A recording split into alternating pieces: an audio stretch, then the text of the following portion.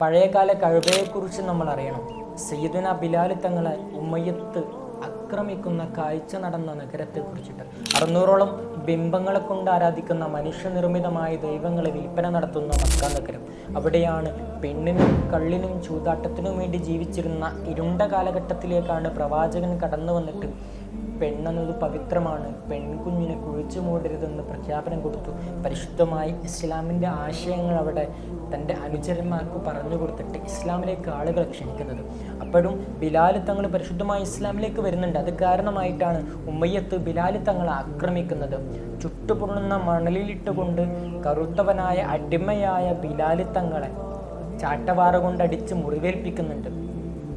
പാറക്കല്ലുകളെ കൊണ്ട് ബിലാൽ തങ്ങളെ മേലെ വെച്ചിട്ട് ബിലാൽ തങ്ങളെ വേദനിപ്പിക്കുമ്പോഴും ഏതൊരു സഹോദരനെയും ചേർത്തു പിടിക്കണമെന്നാണ് ഇസ്ലാം പറയുന്നത്. സിദ്ദീഖുൽ അക്ബർ തങ്ങൾക്ക് ആ വാർത്ത കേട്ടിരിക്കാൻ കഴിയുന്നില്ല. 100 ദീനാറ് കൊടുത്തിട്ട് സിദ്ദീഖുൽ അക്ബർ തങ്ങൾ ബിലാൽ തങ്ങളെ മോചിപ്പിക്കുന്നുണ്ട്. അപരനെ സ്നേഹിക്കണമെന്നാണ് പരിശുദ്ധ ഇസ്ലാം പറയുന്നത്. കറുത്തവനും വെളുത്തവനുമില്ല, തുല്യരാണ് അവർ. അവിടെ ചേർത്തു പിടിക്കണം, അവരെ പരിഗണിക്കണമെന്നാണ് ഇസ്ലാം പറയുന്നത്. പ്രവാചകന്റെ അധ്യാപനവും അതുതന്നെയായിരുന്നു.